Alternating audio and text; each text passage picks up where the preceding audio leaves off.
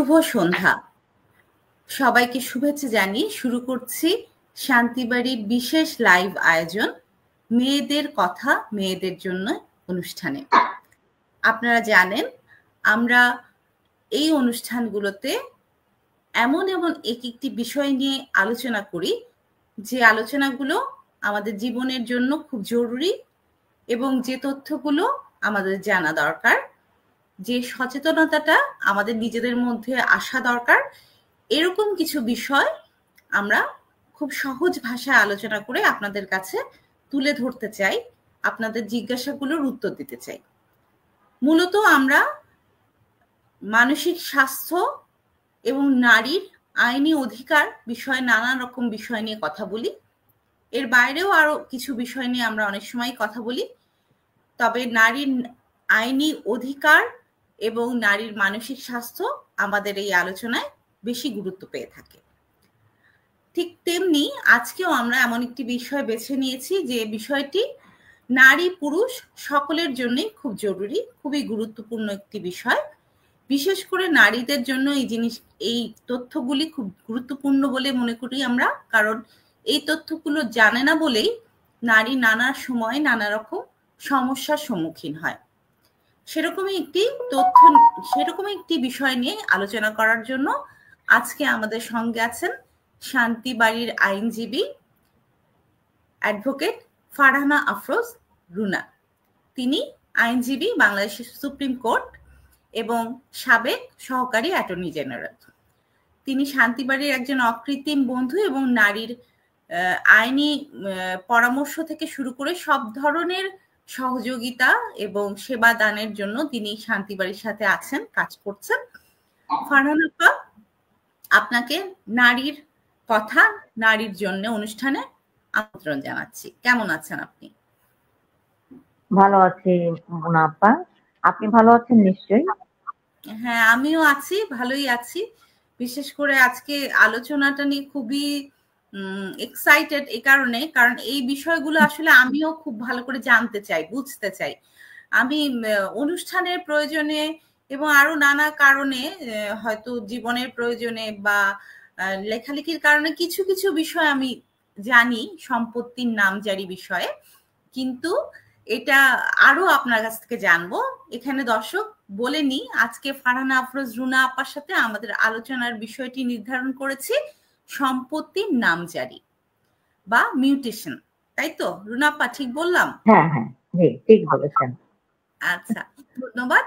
তো সম্পত্তির নামজারি বিষয়ে আমাদের নানা রকম জিজ্ঞাসা থাকে, নানা রকম প্রশ্ন থাকে। তো সবার আগে আমি রুনা আপার কাছে যে প্রশ্নটা করব আলোচনা একদম শুরু করে দেওয়ার জন্য, সেটা হচ্ছে যে সম্পত্তির নামজারি বা মিউটেশন এই বিষয়টা আসলে কি, এটা যদি আমাদেরকে সহজ ভাষায় একটু বুঝিয়ে বলেন আপা। আমাদের দেশে যেটা হয় যে সম্পত্তি আমরা হচ্ছে মানে নিয়ম অনুযায়ী আমরা যেটা অর্জন করি, অনেক সময় আমরা সম্পত্তি ক্রয়ের মাধ্যমে উত্তরাধিকার সূত্রে আমরা সম্পত্তিগুলো পেয়ে থাকি। তো যেটা আমি নিজে কিনলাম সেটা তো আলাদা বিষয়, যেটা তখন আমি রেজিস্ট্রেশন করে নিলাম, আমার নাম নথিভুক্ত হয়ে গেল এবং সম্পত্তি আমার নামে আসলো, এরকম একটা ব্যাপার। আর যেসব ক্ষেত্রে উত্তরাধিকার সূত্রে আমরা যে সম্পত্তিগুলো অর্জন করি, সেটা আমার বাবা মার কাছ থেকে হতে পারে কিংবা ভাই বোন, অনেক সময় সন্তানের কাছ থেকেও কিছু সম্পত্তি বাবা মা পেয়ে থাকেন। তো এই সম্পত্তিটা যখন আমরা আমাদের কাছে আসলো, তখন সম্পত্তি যে ব্যক্তির নামে থাকে সে ব্যক্তির নাম কর্তন করে, মানে তার নামটা বাদ দিয়ে নতুন যিনি মালিকানা গ্রহণ করেছেন বা মালিকানা প্রাপ্ত হয়েছেন, তখন সে ব্যক্তির নাম সে জায়গায় বসানো হয়। অর্থাৎ একজন মূল প্রকৃত মালিক যখন থাকবেন না, প্রকৃত মালিক এর মৃত্যুর পরে তার উত্তরাধিকাররা যখন সম্পত্তি প্রাপ্ত হবেন, তখন প্রকৃত মালিকের নাম কেটে দিয়ে নতুন মালিকের নাম অন্তর্ভুক্তিকরণটাকে আমরা সাধারণভাবে বলি নামজারি বা মিউটেশন। এটা হচ্ছে আমাদের খুব সাধারণ একটা কথা, যে আমাদের সম্পত্তিতে নিজের নামটাকে অন্তর্ভুক্ত করে নেয়। এটাই হচ্ছে নামজারি। মানে নতুন এখন এই নামজারি, জি বলেন আপা। আপনি বলেন, আপনি শেষ করেন। হ্যাঁ। হ্যাঁ, তো নামজারির ক্ষেত্রে কিছু নিয়ম কানুন থাকে, যেটা আমরা ভূমি অফিসে যে একটা অ্যাপ্লিকেশন দিতে হয়। যারা ওয়ারিশ আছেন তারা সম্মত হয়ে তারপরে একটা অ্যাপ্লিকেশন দিবেন। পরবর্তীতে স্টেপ বাই স্টেপ ওখানে কিছু রুলস আছে, যে প্রথমে একটা অ্যাপ্লিকেশন দিতে হবে, সে অ্যাপ্লিকেশনের উপর অন্য কোনো প্রসেস গুলো আপনার কাছে আরো সুনির্দিষ্ট ভাবে হ্যাঁ আরেকটু হ্যাঁ ক্লিয়ার করে শুনবো। তার আগে জি আমি এই জায়গাটা একটু আরেকটু পরিষ্কার করে বোঝার জন্য বলছি যে একজনের বলেন। নামে যখন সম্পত্তি আসে তখন আইনগত ভাবেই তার নামটি এখানে স্থাপন করে নিতে হয়, তা না হ্যাঁ, হলে পরবর্তীতে নানা রকম আইনি জটিলতা তৈরি হয়। এই তো বিষয়টি। জটিলতা তৈরি হয়। আর আরেকটা বিষয় যেটা হয় যে সম্পত্তিটা যে আমারই সেটা তো জানতে হবে। রাইট। আমি যে ওই সম্পত্তির নতুন মালিক হয়েছি এটা। হুম হুম। তারপরে আমি যখন মালিক হব তখন সেই সম্পত্তির খাজনা দেওয়ার বিষয় থাকে। এই বিষয়গুলো নামজারির পরেই কিন্তু আহ তৈরি হয় সেই।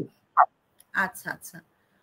আপনি বলছিলেন আপা যে ভূমি জি বলেন। কমিশনারের অফিসে এই কাজটি করা হয়, নামজারি বা মিউটেশনের কাজটি। মিউটেশন।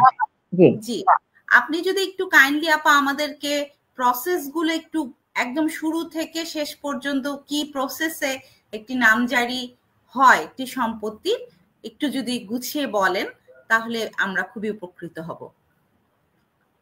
যে এসব ক্ষেত্রে যেটা হয় যে ধরেন আমরা উত্তরাধিকার সূত্রে একটা জমির মালিকানা পেলাম, হ্যাঁ, যে বাবা অথবা মা মারা গিয়েছেন। তখন যদি বাবা মারা যান, মা যদি জীবিত থাকে, তাহলে মা সহকারে অন্যান্য সন্তানরা তাদের নিজেদের এখন যে এনআইডি কার্ড, ছবি এসব নিয়ে ভূমি অফিসে যে ওখানে একটা অ্যাপ্লিকেশন দিতে হয়। একটা ওই জায়গাটাতে অ্যাপ্লিকেশনটা যখন দেয়া হবে তখন সেখান থেকে আসলে ওই অ্যাপ্লিকেশনে কিন্তু একটা নাম্বারও যুক্ত হয়। এটাকে তখন ওই বলা হয়, এটাও এক ধরনের মামলা। বলা হয় যে ওই যে মিউটেশনের জন্য এটাকেও এক ধরনের মামলা বলা যেতে পারে। এটার আচ্ছা। একটা কারণ আছে যে সম্পত্তিটা যেহেতু আমার বাবার বা মা, কিন্তু ওনারা কিভাবে পেয়েছেন কিংবা ওই সম্পত্তিতে অন্য কারো কোন রকম কোনো অধিকার আছে কিনা, আবার আমাদের ওয়ারিশদের মধ্যেও অনেক সময় দ্বিমত থাকতে পারে যে সম্পত্তিটা ঠিক মতো বন্টন হচ্ছে কিনা। এসব অনেক ছোটখাটো বিষয় থাকে, যার কারণে এ ধরনের একটা নাম্বার দিয়ে ওটাকে মামলা হিসাবে ট্রিট করা হয়। আচ্ছা। পরবর্তীতে যেটা দেখা যায় যে ওই মামলার পরে এই সম্পত্তি নিয়ে যদি কারো কোনো আপত্তি না থাকে, তাহলে তো সাথে সাথেই সেটা একটা নির্দিষ্ট সময় পরে আপনার এটা নামটা অন্তর্ভুক্ত হয়ে গেল। আর যদি এটা নিয়ে কোনো আপত্তি তৈরি হয় কিংবা কেউ যদি এসে কোনো দাবি করে, তখন সেটা আপনার হচ্ছে একটা মামলা যেভাবে পরিচালনা হয় সেটার একটা রায় হবে। তারপরে যদি কোনো পক্ষ আবার সেখানে আম আপিল করতে চায় সেটারও সুযোগ আছে। এভাবে বাট এই পুরো প্রসেসটাই কিন্তু ওই ভূমি অফিসে ওই জায়গাটাতে নির্ধারণ হচ্ছে। আচ্ছা। এটাই। তো প্রাথমিক পর্যায়টা হচ্ছে আপনার একটা অ্যাপ্লিকেশন ভূমি অফিসে যে জমা দিতে হবে আপনার ওয়ারিশন সনদ সহকারে, এবং তার সাথে আপনি যে সেই ব্যক্তি এনআইডি কার্ড, ছবি এসব দিতে হবে। তারপরে হচ্ছে আপনার যে ব্যক্তির সম্পত্তি বাবা অথবা মা, তার হচ্ছে মৃত্যু সনদ, যেটাকে আমরা ডেথ সার্টিফিকেট বলি, সেটা এইসব প্রয়োজনীয় কাগজপত্র সহকারে যে সেখানে অ্যাপ্লিকেশনটা জমা দিতে হবে। তারপরে আচ্ছা। ওখানকার প্রসেস অনুযায়ী একটার পর একটা আপনার স্টেপ বাই স্টেপ ফলো করে নামজারিটা হয়ে যায়। আচ্ছা। আমাদের দেশে এই নিয়মগুলো ফলো করেই নামজারি করা হয় সম্পত্তির ক্ষেত্রে। আচ্ছা আচ্ছা। আপা এই এই প্রসেস গুলো কি অনলাইনে করা সম্ভব নাকি এটা যে করতে হয়, গিয়ে যেতেই হয় আর কি? আগে তো হচ্ছে আপনার এইগুলো ওখানে যেয়ে করতে হতো, এখন অনলাইনেও কিছু কিছু জায়গায় চালু হয়েছে। কিন্তু তারপরেও দেখা যাচ্ছে কি যে যা ফিজিক্যালি যে এটা করাটাই সুবিধাজনক মনে হচ্ছে। কারণ আপনার কিছু বিষয় আছে, আমাদের তো অনলাইন সিস্টেমটা এখনো সব জায়গাতে পর্যায়ের ডেভেলপ করেন। ধরেন একটা অনলাইনের যে সিস্টেমটা, সেটা দেখা যাচ্ছে যে কোনো কোনো সেক্টরে একটু পিছিয়ে আছে। তো এইসব কারণে অনেক সময় দেখা যাচ্ছে যে সেই জটিলতা থেকে মুক্ত হওয়ার জন্য অনেকে সরাসরি যেই এটা করছে, এরকম ভাবে করা যায়। ওকে, এটা তো আপা মানে ভীষণই গুরুত্বপূর্ণ একটা জায়গা, মানে সম্পত্তির নামজারির ক্ষেত্রে, এবং এখানে আমি নারীর বিষয়গুলো আসবে, নারীর সম্পত্তি এবং তার প্রপার প্রসিডিউর ফলো করে এই কাজগুলো করে আসার বিষয়গুলো নিয়ে। তার আগে আমি একটু জানতে চাই যে এই ইস্যুগুলোতে নিয়ে তো নানা রকম মামলা মোকদ্দমাও হয়, মানে এখানে কি কিছু কিছু ক্ষেত্রে অনেক সময় এই ঘটনাগুলো ঘটেন মামলা মোকদ্দমার, নাকি আর কোনো কারণ আছে? না, এটা আসলে ওই দেখা যায় কি যে যদি কেউ কোনো আপত্তি করে, অনেক সময় আপনার হচ্ছে কোনো ওয়ারিশ হয়তো এসে গেল, হ্যাঁ, আমরা হয়তো জানতে পারি না যে আমাদের অমুক আছে বা তমুক আছে, অনেক সময় এরকম কিছু সিচুয়েশন সৃষ্টি হয়, কিংবা প্রতিবেশী আমার জমির পাশে যে আরেকজনের জমি আছে তার সাথে কোনো সমস্যা বিগত সময়ে হয়েছিল কিনা সেটা হয়তো আমি জানি না। এইসব বিষয় থাকলে তখন হয়তো দেখা যাচ্ছে কোনো সমস্যার সৃষ্টি হলো, তখন একটা মামলা তৈরি হয়, এটাই।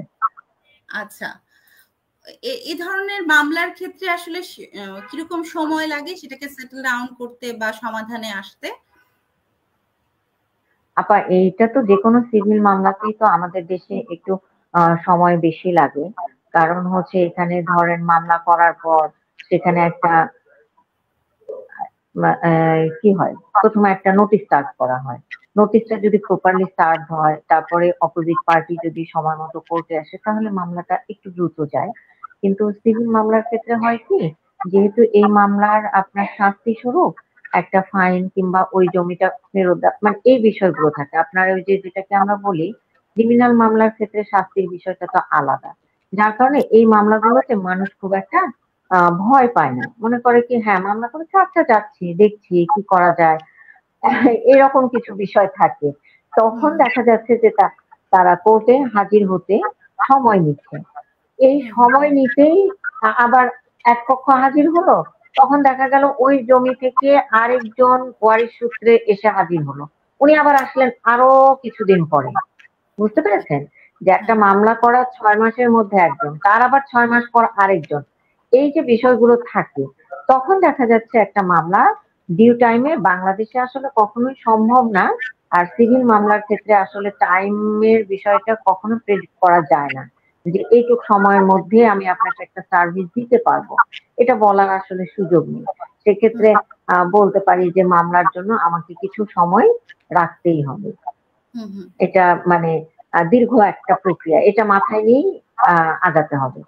তো এখন যেটা সময়ের পরিবর্তনের সাথে সাথে যেটা হচ্ছে কি, যে এই সব ক্ষেত্রে মেডিয়েশন, মানে যেটাকে আমরা পারিবারিক ক্ষেত্রে বেশি বারবার বলে থাকি, কিন্তু আসলে সিভিল মামলার এসব ক্ষেত্রেও কিছু কিছু জায়গায় মেডিয়েশনের মাধ্যমে সলভ করা সম্ভব, যদি আমাদের মানে এটাকে কি বলবো, নিজেদের আমরা যদি এটা বুঝতে পারি যে আমাদের কতটা দীর্ঘ সময় মামলার পেছনে ব্যয় হবে, কতটা খরচ হবে, এইগুলো যদি চিন্তা করি তাহলে আমাদের মাইন্ড সেটআপটা কিছুটা হইলেও মিডিয়েশনের দিকে যায়।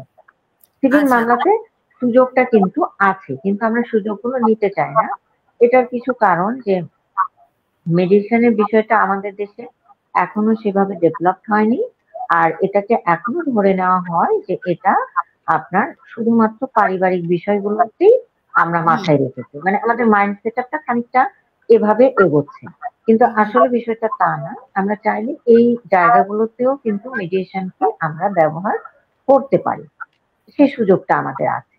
কিন্তু আমরা এখনো মিডিয়েশনের ব্যাপারে আগ্রহী না, আমরা চাই যে মামলায় আমি জিতবো। মিডিয়েশনটা তো আপনার সবসময় একটা দুই পক্ষকে ব্যালেন্স করে চলে, একটা উইন উইন সিচুয়েশন থাকে শেষ পর্যন্ত, যে আমিও কিছুটা পেলাম, আমার অপরপক্ষ কিছুটা পেল। কিন্তু আসলে আমাদের মনোভাবটা সবসময় থাকে কি যে আমি মামলা করেছি, আমি জিততে চাই, অন্য অপোজিট পার্টি বা ও কেন জিতবে। তো এই কারণে দেখা যাচ্ছে আমরা মিডিয়েশনটাকে এই সিভিল মামলার ক্ষেত্রে সেভাবে ডেভেলপ করতে পারিনি। ফ্যামিলি ম্যাটার্স গুলোতে যেভাবে আমরা ডেভেলপ করেছি এখন পর্যন্ত। এটা এটাই তো একেবারে সময়ের বিষয়টা আপা আসলে এটা খুব ছেড়ে দিতে হয়। হ্যাঁ, আমরা শুধু ভাবি যে পারিবারিক জটিলতা নিরসনে আইনজীবীর সহায়তায় আমরা মিডিয়েশন করতে পারি, কিন্তু এটাও খুব গুরুত্বপূর্ণ যে দেওয়ানি বা এই যে সম্পত্তি সংক্রান্ত জটিলতাগুলো কিন্তু মিডিয়েশনের মাধ্যমে সুন্দরভাবে সমাধান করা যায়, এক্ষেত্রে মামলা না করে। কারণ আমাদের এত মামলা জট এবং এত দীর্ঘসূত্রিতা এবং এত সময় ক্ষেপণ এবং প্রচুর খরচের মধ্যে দিয়ে যেতে হয় একটা মামলা যদি দীর্ঘদিন চলে। হ্যাঁ হ্যাঁ হ্যাঁ, ডেফিনেটলি। সেটা যদি না হয়ে আমরা মিডিয়েশন করতে পারি তাহলে এই জিনিসটা কেন নয়, বরং সেটাও একই রকম আইনি প্রক্রিয়া, একই আইনি প্রক্রিয়া, কিন্তু যেটাতে আপনার সময় কম লাগছে, খরচ খুবই কম, আপনি কম খরচে কম সময়ে জটিলতা মুক্তভাবে একটি সুন্দর সমাধানে আসলেন, বারবার কোর্টে দৌড়াদৌড়ির বিষয়টি নিয়ে। এবং এই ক্ষেত্রে বলে রাখতে চাই, শান্তি বাড়ি নারীকে সব ধরনের নারী আইনি সহায়তা দিয়ে থাকে। এক্ষেত্রে পারিবারিক বিষয়গুলো সমাধান তো হয়ই, সেটা মামলা পরিচালনার ক্ষেত্রেও আমরা সহায়তা দিই এবং মিডিয়েশনের ক্ষেত্রেও আমরা দিই। সেটা শুধু পারিবারিক ক্ষেত্রে না, রুনাপা যেমনটি বললেন যে আমরা সম্পত্তি ইস্যুগুলোতেও কিন্তু মিডিয়েশন বা মামলা যেটি আপনার প্রয়োজন হবে আইনজীবীর পরামর্শ মতো, সেটি কিন্তু আপনারা শান্তি বাড়ি থেকে সেই সেবাটি গ্রহণ করতে পারেন। আপা অবশ্যই আমরা মিডিয়েশনের আমরা সেই একটুখানি বলি আপা, সেটা হচ্ছে যে মিডিয়েশন তো অবশ্যই আমাদের মানে কি বলবো প্রায়োরিটি। হ্যাঁ, মিডিয়েশনটা আমাদের প্রায়োরিটি, কিন্তু মিডিয়েশন যখন ফেল করবে সেক্ষেত্রে তো আমাকে মামলার মাধ্যমে যেতে হবে। কারণ আমি একটা প্রতিকারের আশায় কিন্তু এসেছি, মানে যে আইন সহায়তা প্রার্থী সে তো একটা প্রতিকারের জন্যই শান্তি বাড়ির দ্বারস্থ হয়েছে বা শান্তি বাড়িতে এসেছেন। তো সেক্ষেত্রে যদি মিডিয়েশনের মাধ্যমে সে বিষয়টা সলভ করা সম্ভব হয় তাহলে মিডিয়েশনের মাধ্যমে, আর যদি মিডিয়েশন ফেল করে সেক্ষেত্রে অবশ্যই আদালতের মাধ্যমে আমরা সেটা নিষ্পত্তি করার চেষ্টা করব এবং আমরা সেভাবেই আইন সহায়তা প্রার্থীদেরকে আইন সহায়তা দিয়ে থাকি। একদমই তাই। এবং আমার মনে হয় যে এই যে আইনের যে ছোট ছোট বিষয়গুলো, এগুলো আমরা এই সুবিধাটা নিতে পারি না বা আমরা আসলে জানি না যে কোথায় যেতে হবে, আমার কমফোর্টের জায়গাটা কোথায় হবে, এই অনেক কিছু তথ্যের অভাবেও কিন্তু আমরা অনেক রকম সমস্যায় ভুগি।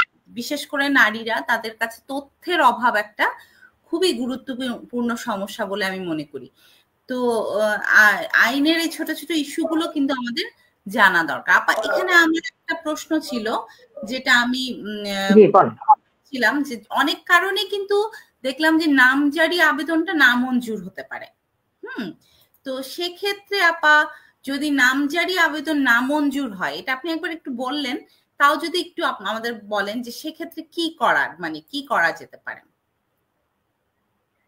যে কারণটা আগে দেখতে হবে যে কি কারণে নামঞ্জুরটা হলো, সেই কারণটা নিয়ে আপনার হচ্ছে নতুন ভাবে কিন্তু সেই কারণটাকে রিজলভ করে আবার তার নামজারিটা কিন্তু করতেই হবে।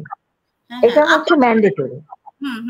হ্যাঁ হ্যাঁ, আমার সম্পত্তি আমার নামে যেভাবেই হোক এটা নথিভুক্ত করে নিতে হবে, না হলে আমি যে সম্পত্তির মালিক সেটা কোনোভাবেই সাব্যস্ত হবে না এবং আমার মালিকানার জন্য নামজারিটা দরকার।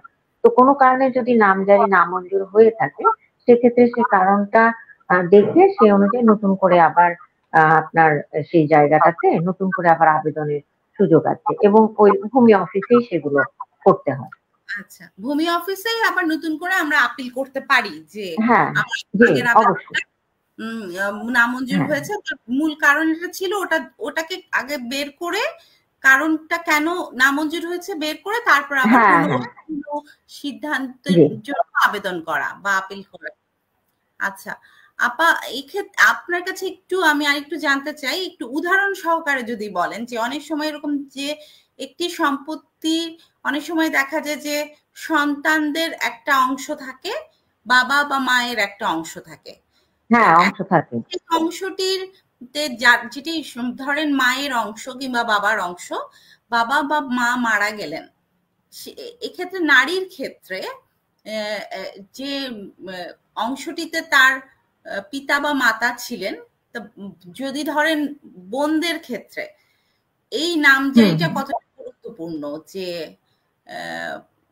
মায়ের অংশটি বা বাবার অংশটি হয়তো কন্যা সন্তানদের কাছেই আসবে, এটাই তাদের ইচ্ছা, কিন্তু এক্ষেত্রে নামজারি করে নেওয়াটা কতটা গুরুত্বপূর্ণ এবং কতটা দ্রুততার সাথে এটা করতে হয়, এই বিষয়গুলো যদি একটু উদাহরণ সহকারে আমাদেরকে বলেন তাহলে হয়তো। আচ্ছা, আমি বলি যে আমাদের এমনিতে আইনের ভাষায় বলা হয় খুব সাধারণভাবে যে ভূমি ব্যবস্থাপনার ক্ষেত্রে নামজারি ভীষণ গুরুত্বপূর্ণ একটা বিষয়।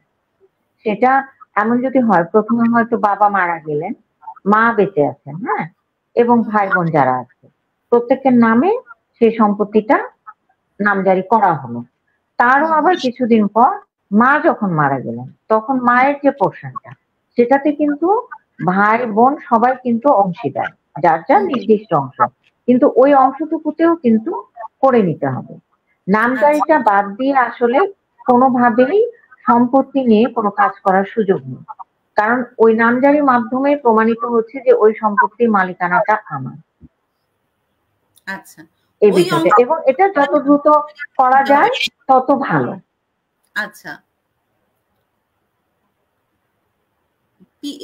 পিতা বা মাতার মৃত্যুর পরে তাদের সম্পত্তির যে অংশটুকু সেটুকু সন্তানদের মধ্যে নামজারি, সবার নামে নামজারি করে নিতে হবে, বিষয়টা এরকম, তাই তো? এটাই। এবং এটা ধরেন আপনাকে আমি বলি যে হচ্ছে একজন বাবার 5 বিঘা সম্পত্তি আছে, হ্যাঁ, সব মিলিয়ে, আর ওটার মধ্যে ল্যান্ড প্রপার্টি আছে প্লাস হচ্ছে বসত বাড়িটা আছে, সব মিলিয়ে 5 বিঘা সম্পত্তি আছে ওনার। তো ভদ্রলোক যখন মারা গেলেন তখন ওনার ওয়াইফ আছেন, আবার 2 পুত্র 1 কন্যা, বা 1 কন্যা 1 পুত্র, মানে যেই থাকুক না কেন, এই কয়জন ওয়ারিশ ওই 5 বিঘা সম্পত্তির দলিলের জায়গাগুলোতে ওই ভদ্রলোকের নাম কেটে এই যে বাকি যে ওনার ওয়ারিশ সহকারে পুত্র কন্যা যে ওয়ারিশগণ আছে তাদের নামগুলো বসানো, সাধারণভাবে এটাই হচ্ছে নামজারি। এবং এটা ওই যে আমি আপনাকে আগেও বললাম যে নামজারি করার সময় যিনি মৃত ব্যক্তি তার একটা ডেথ সার্টিফিকেট, তারপর ওয়ারিশান সনদ, এগুলো কালেক্ট করতে হবে, এনআইডি, যার যার ওয়ারিশদের এনআইডি কার্ড, ছবি সহকারে আবেদন করতে হয়। এই নামজারি করার ক্ষেত্রে সময় ক্ষেপণ বা অবহেলার কারণে অনেক সময় সম্পত্তি হাতছাড়ার ঘটনাও নিশ্চয়ই ঘটে। কিছু তো অনেক সময় হয়ে যায়, দেখা যাচ্ছে যে নামজারি করতে করতে আরেকজন ওয়ারিশ হয়তো মারা গেলেন, তাই না? তখন ওনার আবার নেক্সট ওয়ারিশটা চলে আসবেন, যে হয়তো ভাই বা বোন মারা গেল, তাহলে তার ছেলে মেয়ে বা স্ত্রী বা স্বামী ওখানে এসে যুক্ত হয়। আর এর মধ্যে সম্পত্তিটা নামজারি না করার কারণে ওই সম্পত্তিটা কোথায় আছে বা কিভাবে আছে সেগুলো যদি ওয়ারিশরা ঠিক মতো দেখাশোনা না করে, তখন তো অন্যরা সেটার দখল নিতে পারে, হয়তো অল্প অল্প করে, ওয়ারিশরা হয়তো জানতেও পারেনি। অনেক সময় হয়তো একদম গ্রামের কোনো একটা জায়গায় সম্পত্তি, সেটা হয়তো ওয়ারিশরা জানেই না, তারা হয়তো ওইভাবে খতিয়ান বা লোকেশন কোনো কিছুই জানে না, তখন কিন্তু আর হয়তো অন্য শহরে থাকে, যেমন ঢাকা শহরে ছেলেমেয়েরা আছে, একদম প্রত্যন্ত গ্রামে বাবা মা থাকছে, মা হয়তো এত কিছু জানেন না। তো সেক্ষেত্রে বৃদ্ধ বাবার মৃত্যুর পর দেখা যাচ্ছে এই আজ কাল পরশু করতে করতে ভাই বোনরা এক জায়গায় হয়ে ওই কাজটা টাইমলি মানে দেরি হয়ে যাচ্ছে, হয়তো কেউ গুরুত্বও দেয়নি। অনেক সময় হয় কি, আচ্ছা ঠিক আছে দেখছি, এই বিষয়গুলো যখন কাজ করে তখন সেটাতে গুরুত্ব কমে যায়, তখন কিন্তু অন্যদের ওই সম্পত্তি দখল নেওয়ার একটা প্রবণতা বা সুযোগ সৃষ্টি হয়। এবং হ্যাঁ, এবং এক্ষেত্রে আসলে তথ্যের অভাব বা না জানা এবং সচেতনতার অভাবটা দোষী বলে। প্রথম যেটা সেটা হচ্ছে আমাদের একটা থাকে সম্পত্তির বিষয়ে আমাদের আগ্রহের জায়গাটা, কিংবা আগ্রহ বলবো না, এটা আসলে খুবই প্র্যাকটিক্যালি হতে হয়, যে প্র্যাকটিক্যাল সেন্স থেকে, যে মৃত ব্যক্তির যারা ওয়ারিশ আছে তারা সম্পত্তিটা নিজের নামে মিউটেশন করে নিবে, এটা খুব প্র্যাকটিক্যাল একটা ভাবনা, এখানে আসলে অন্য কিছু যুক্ত না, এটা আমার রাইট। তো এটা আমি যত দ্রুত করতে পারবো তত আমার জন্য ভালো। আর জমি জমার বিষয় নিয়ে তো আমাদের দেশে অনেক ধরনের কি বলবো, প্রচলিত কিছু বিষয় আছে। অনেক মানুষ থাকে যারা অন্যের সম্পত্তি দখল করতে প্রস্তুত থাকে। গ্রামের কিছু প্রভাবশালী মানুষ থাকে, কিছু দালাল শ্রেণীর মানুষ থাকে যারা দেখে যে এই প্রপার্টিটা কার, তার ওয়ারিশরা কোথায় আছে না আছে। মানুষকে মিসগাইডও করে। অনেক সময় দেখা যাচ্ছে বাবা মারা গেছে, ছেলে মেয়েরা দূর দূরান্তে ছিল, মেয়েরা হয়তো শ্বশুর বাড়িতে, কেউ দেশের বাইরেও থাকতে পারে, এটাও হতে পারে। তো সেক্ষেত্রে সেই সবাই একসাথে হতে হতে অনেকটা সময় লেগে যায়। এই সময় কিন্তু অনেক ধরনের সমস্যার সৃষ্টি হতে পারে, এটা অস্বীকার করার সুযোগ নাই। সেজন্য যত দ্রুত সম্ভব এটা করে নেওয়া বুদ্ধিমানের কাজ। নিশ্চয়ই তাই। এবং এক্ষেত্রে আপনি একটা খুবই গুরুত্বপূর্ণ কথা বললেন। আসলে এটা একটা রাইট। আমার মনে হয় যে মেয়েরা হ্যাঁ, সংকোচে বা অনেক সময় না জেনে না বুঝে বা অনেক বাইরের দুনিয়ায় নিজের অধিকারটা ছেড়ে দেয়, কিন্তু এক্ষেত্রে আসলে নিজের প্রাপ্যটা বুঝে নেওয়ার মধ্যে লজ্জার কিছু নেই বা এখানে পিছিয়ে আসার কিছু নাই। আমার প্রাপ্য যেটা না সেটা এটা আমার রাইট। হ্যাঁ, এটা আমি মনে করি আমার রাইটস। এখন আমি যদি আমার রাইটস নিয়ে সচেতন না থাকি, তাহলে কেউ কিন্তু আমাকে সেই রাইটসটা বুঝিয়ে দিবে না। একদমই তাই। এটার কিন্তু ফলাফলটা আমাকেই ভোগ করতে হবে। রাইট। বরং আমার অধিকার কেড়ে নেওয়ার জন্য প্রচুর মানুষ আছে। হয়তো অবশ্যই, অবশ্যই। সহযোগিতা করার মানুষ কম। সেজন্য আমার সচেতন থাকা বা আমার জ্ঞানের চেয়ে বড় শক্তি আর কিছু না। আমি যদি এই সম্পর্কে জানি, তাহলে আর আমার বাধার জায়গাগুলো কমে আসে, প্রতিকূলতাগুলো কমে আসে। তবে এমনিতে একটা নিজের অভিজ্ঞতা মানে কি, কাজের ক্ষেত্রে যেসব দেখেছি, বরং যারা বেশি একটু শিক্ষিত, কোয়ালিফাইড, হয়তো ঠিকই ইউনিভার্সিটি থেকে পড়াশোনা করে নিজে হয়তো একটা ভালো জায়গায় চাকরি করছে বা কোনো কিছু, তারাই দেখা যাচ্ছে অনেক সময় এইসব ক্ষেত্রে মানে সচেতন না। কিন্তু যারা একদম মানে ঘরোয়া টাইপের মানুষ, হয়তো বা একজন নারী সংসারই করছেন, কিন্তু উনিও কিন্তু অনেক সচেতন। এটা হুম। কিন্তু আছে। আমি দেখেছি যে অনেক সময় শিক্ষিত নারীরাও এই বিষয়গুলোতে সচেতন থাকে না। কিন্তু অল্প শিক্ষিত তারাও কিন্তু এই বিষয়গুলো অনেক সচেতন থাকে। এটা আসলে মানে সচেতনতা সবসময় শিক্ষার সাথে আম একেবারে রিলেটেড এটা বলার সুযোগ নাই। মানে এইজন্য বলছি এটা, যে মানুষের জীবনযাপন, অভিজ্ঞতার ক্ষেত্রেও কিন্তু মানুষ অনেক সচেতন হয়ে যায়। একদমই তাই। এবং আমার এটা মনে হয় যে এটা কিন্তু দেখবেন আপা, যে হচ্ছে গ্রামের অনেক মানুষই কিন্তু অনেক বিষয়ে সচেতন। শহরের মানুষ কিন্তু সেই বিষয়ে সচেতন নাও হতে পারে। এটা আসলে জীবনযাপনের উপর নির্ভর করে।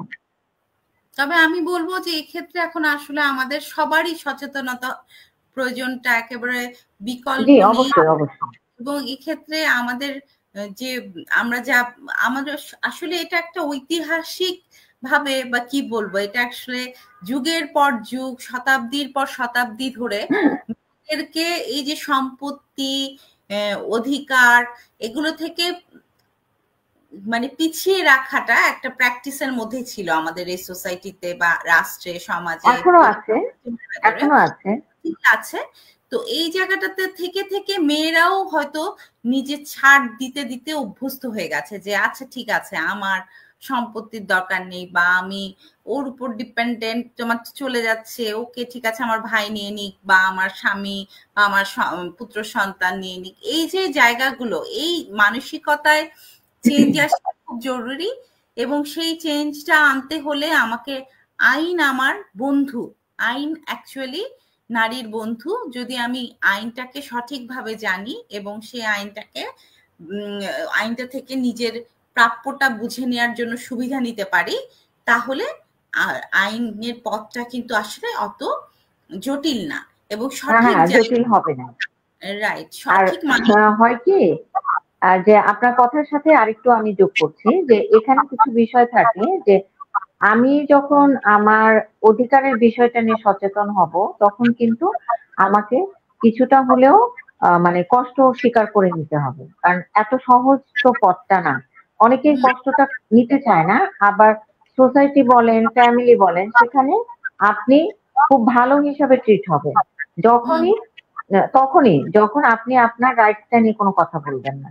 তখনই সবাই বলবে হ্যাঁ মোনা তো খুব ভালো, ও কি সুন্দর দেখো, এরকম করে চলছে। আর আমি যদি বলবে না এই মেয়েটা তো ওরকম না, ও তো মুখে মুখে কথা বলে, ও কিন্তু ঠিকই যে দেখো ওর বাবার কাছ থেকে সম্পত্তিটা বুঝে নেওয়ার জন্য কথা বলছে, ভাইয়ের সাথে এটা নিয়ে কথা বলছে, বিষয়টা এটা দ্বারা সোসাইটির কাছে একটা ইমেজ। হ্যাঁ আমাদের ওই যে বলে না যে আপনাকে একটা বলি যে আমাদের যে ইসলামী আইন অনুযায়ী আমাদের যে সম্পত্তির বন্টনের জায়গাটা, সেখানে তো নারীরা মানে একজন ভাই আমার চেয়ে বেশি পাচ্ছে, বোন হিসাবে আমি সেখানে কম পাচ্ছি। তো এটার একটা ব্যাখ্যা সবাই বলে যে বাবার মৃত্যুর পর ছেলের উপরই দায়িত্ব থাকে বোনদের বিয়ে দেওয়া, মায়ের দেখাশোনা করা, আত্মীয় স্বজনের দেখাশোনা করা। এটা একটা বিষয়, এটাকে মাথায় রেখে প্রপার্টির বিষয়টা নির্ধারণ। আর মেয়ে যেহেতু অন্য পরিবারে যাচ্ছে তার তো ওই দায়িত্বটা থাকছে না। আর মেয়েদেরকে এখানে অনেকটা সম্মান দেওয়া হচ্ছে। তো এখন আমার কাছে মনে হয় যে হ্যাঁ ঠিক আছে সম্মান দিল, কিন্তু সম্মানটা যথোপযুক্ত হবে না যদি না আমার অর্থনৈতিক স্বাধীনতা থাকে। শুধুমাত্র সম্মান দিয়ে তো আমি আজীবন চলতে পারবো না, আমার তো অর্থনৈতিক স্বাধীনতাটা খুব জরুরি। তো যে কারণে কিন্তু আমরা দেওয়া হয় সেই সম্মান কি আসলে প্রকৃত সম্মান? এটাই, এটা কিন্তু আমরা নিজেরাও অনেক সময় কিন্তু রিয়ালাইজ করি না। আমরা মনে করছি না আমাকে সম্মান দিচ্ছে, ঠিক আছে, কিন্তু দিন শেষে কিন্তু সম্মানটা অবশ্যই জরুরি। আমি বলবো না যে সম্মানটা আমার জন্য কোনো কিছুই না, সম্মানটা অবশ্যই একটা বড় ফ্যাক্টর হিসেবে কাজ করছে জীবনযাপনের ক্ষেত্রে, কিন্তু অর্থনৈতিক স্বাধীনতাটা তো আমার লাগবেই, না হলে তো আমার বেঁচে থাকাটাই কষ্টকর। আর তখন না সম্মানটাও আস্তে আস্তে কিন্তু কমতে থাকে, সম্মানটাও কিন্তু কমতে থাকে। যে আপা আপনার হয়তো এই মুহূর্তে মনে নেই, রবীন্দ্রনাথের একটা কবিতা আছে একজন কবিকে নিয়ে লেখা, যে কবি যাচ্ছেন রাজসভায়, উনি জানেন উনি সম্মানিত হবেন, ওনাকে সম্মান দেওয়ার জন্য রাজসভা থেকে লোক পাঠানো হয়েছে, তাকে নিয়ে যাওয়া হচ্ছে। তো কবির যিনি স্ত্রী তিনিও ভাবছেন যে তাহলে যাক, এবার আমার কিছু অর্থনৈতিক উন্নয়ন ঘটবে, হয়তো কোনো মুহূর্ত পাবো, কিংবা মান্থলি কোনো বন্দোবস্ত থাকবে কবির জন্য, যাতে আমাকে আর ওই অভাব অনটনের মধ্যে যেতে হবে না। তো কবি গেলেন রাজসভায়, সম্মান পেলেন, ওনাকে অনেক মূল্যবান পোশাক দেওয়া হলো, ওনাকে একটা ওই যে মানপত্র দেওয়া হলো, অনেক কিছুই দেওয়া হলো, কিন্তু দিন শেষে উনি যখন বাড়ি ফিরলেন তখন কিন্তু ওনার হাতটা শূন্য, মানে উনি অর্থনৈতিক ভাবে কিন্তু নিঃস্ব। তো এইটা এক মানুষের জীবনে, এটা একটা পার্ট। আমরা মনে করি যে হ্যাঁ সম্মানটাই তো যথেষ্ট, সম্মান অবশ্যই যথেষ্ট, কিন্তু সেটাই শেষ কথা না। এবং আপনার অর্থনৈতিক ভিত্তিটা যদি দুর্বল হয়ে থাকে, আপনার কিন্তু সম্মানটাও আস্তে আস্তে কমতে থাকবে, তখন কিন্তু সম্মানটা আর সম্মানের জায়গায় থাকে না। তো আমি মনে করি যে সম্মানের সাথে অর্থনৈতিক যোগটা খুব জরুরি। শুধুমাত্র সম্মান নিয়ে মানুষ আজীবন চলতে পারে না, এখানে অর্থনৈতিক ভিত্তিটা তৈরি হওয়াটা খুবই প্রয়োজন। এবং অধিকার এই দুটো জিনিসকে আসলে গুলিয়ে ফেলার কিছু নাই, কারণ আমাদের এই পৃথিবীতে আমাদের সকলকেই চলতে হবে, আমাদের সকলকেই নিজের অধিকার বিষয় রয়েছে, এবং আমাদের এক্ষেত্রে নিজের ভরণ পোষণের বিষয়টি, নিজেকে নিজে চলার বিষয়টি খুব গুরুত্বপূর্ণ, এবং সেক্ষেত্রে নারীর যে আইনি অধিকার সেটা বুঝে নেওয়াটা খুব গুরুত্বপূর্ণ। আপা আপনাকে অসংখ্য ধন্যবাদ। আজকে সম্পত্তির নামজারির বিষয়ে আমরা আসলে বেশ একটা ধারণা পেলাম, এবং আমার মনে হয় যে এইরকম ছোট ছোট অনেক বিষয় আছে যে বিষয়গুলো নারীর জানা দরকার আইনি অধিকারের ক্ষেত্রে। সেই বিষয়গুলো নিয়ে আমরা রেগুলার আসবো, আপনার কথা শুনবো যে কিভাবে আমরা এই বিষয়গুলোকে আরো স্পষ্ট ধারণা নিতে পারি, কিভাবে কাজগুলো করতে পারি, এবং আইনি অধিকার নেওয়ার ক্ষেত্রে যে আমাদের ভীতিটা, সেই ভীতিটা আসলে আমরা ভাঙতে চাই। তো আপনাকে অনেক ধন্যবাদ আপা শান্তিবাড়ির সাথে থাকার জন্য এবং মেয়েদের জন্য কাজ করার জন্য। আপনাকে অনেক অনেক শুভেচ্ছা। দেখা হবে আমাদের আবার আগামী পর্বে। আপনাকেও অনেক ধন্যবাদ, আমাকে কথা বলার সুযোগ দিয়েছেন, এবং শান্তিবাড়িতে আপনাদের সাথে যুক্ত হয়ে আমি নিজেকে ভাগ্যবান মনে করি যে এখানে কথা বলার এবং কাজ করার অনেক সুযোগ রয়েছে। আশা করছি আমাদের মানে একসাথে পথ চলাটা খুব ভালোভাবে আমরা সম্পন্ন করতে পারবো, এবং শান্তিবাড়ির সফলতা সেই সাথে শান্তিবাড়ি অনেক বড় একটা প্রতিষ্ঠান হবে, এটা আমার বিশ্বাস। এবং এই বিশ্বাস নিয়ে আমরা এগিয়ে যাব এবং এভাবে আমরা কাজ করব। নিশ্চয়ই আপনাকে অনেক ধন্যবাদ আপা। আমাদের আমাদের স্বপ্নটা আসলে অনেক বড়, এবং আমরা সবাই একসাথে হাত ধরে আছি এই স্বপ্নটাকে বাস্তবায়ন করার জন্য। আপনাকে অনেক অনেক ভালোবাসা আপা, ভালো থাকবেন। আপনাদের সবাইকে অনেক অনেক ধন্যবাদ। দেখা হবে নতুন কোনো বিষয় নিয়ে আলোচনায়। শুভরাত্রি। জি, শুভরাত্রি সবাইকে।